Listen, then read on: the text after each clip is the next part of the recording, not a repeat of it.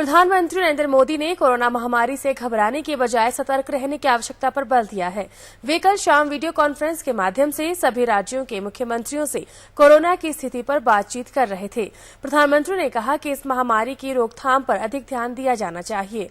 उन्होंने कहा कि इसके लिए जितनी अधिक जांच की जा सकेगी, ये सभी के लिए उतनी ही राहत की बात होगी। उन्होंने इस बात पर उम्मीद जताई कि भारत निश्चित रूप से सभी के प्रयासों से कोविड के खिलाफ लड़ाई में सफल रहेगा।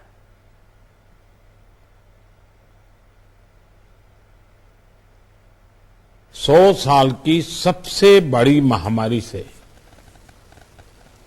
भारत की लड़ाई अब तीसरे वर्ष में प्रवेश कर चुकी है।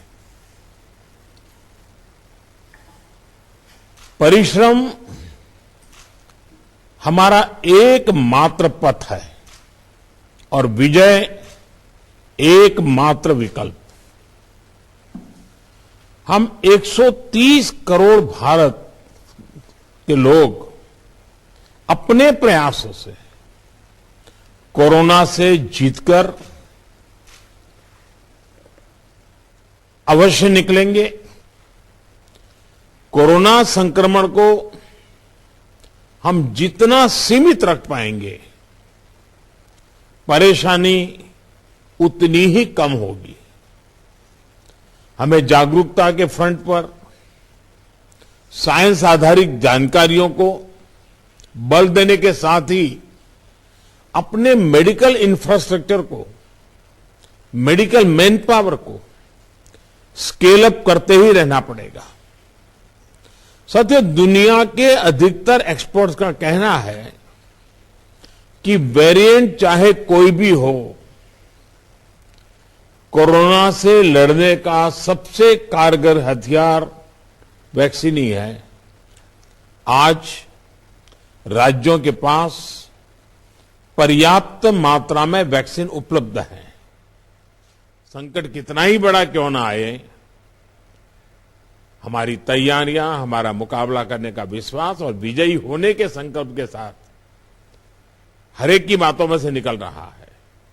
और यही सामान्य नागरिक को विश्वास देता है और सामान्य नागरिकों के सहयोग से हम इस परिस्थितियों को भी सफलता से पार करेंगे। उन्होंने कहा कि ओमिक्रॉन वेरिएंट पिछले वेरिएंट की तुलना में कई गुना तेज गति से लोगों को संक्रमित कर रहा है। ऐसे में सतर्क और सावधान रहने की जरूरत है और दहशत की स्थिति पैदा नहीं होनी चाहिए। मुख्यमंत्री जयराम ठाकुर ने शिमला से वर्चुअल माध्यम से बैठक में भाग लिया। बैठक के बाद उन्होंने राज्य सरकार के वरिष्ठ अधिकारियों के साथ बैठक की और होम आइसोलेशन के लिए अधिकारियों को प्रभावी तंत्र विकसित करने के निर्देश दिए। मुख्यमंत्री ने कहा कि इस संक्रमण के मामलों में तेजी से हो रही वृद्धि चिंता का विषय है, लेकिन राज्य सरकार किसी भी स्थिति से निपटने के लिए तैयार है। उन्होंने बताया कि राज्य में 11,500 बिस्तर क्षमता उपलब्ध है, जिसे 17,000 तक बढ़ाया जा सकता है। जयराम ठाकुर ने कहा कि प्रदेश के अस्पतालों में ऑक्सीजन और दवाइयां भी पर्याप्त मात्रा में उपलब्ध हैं।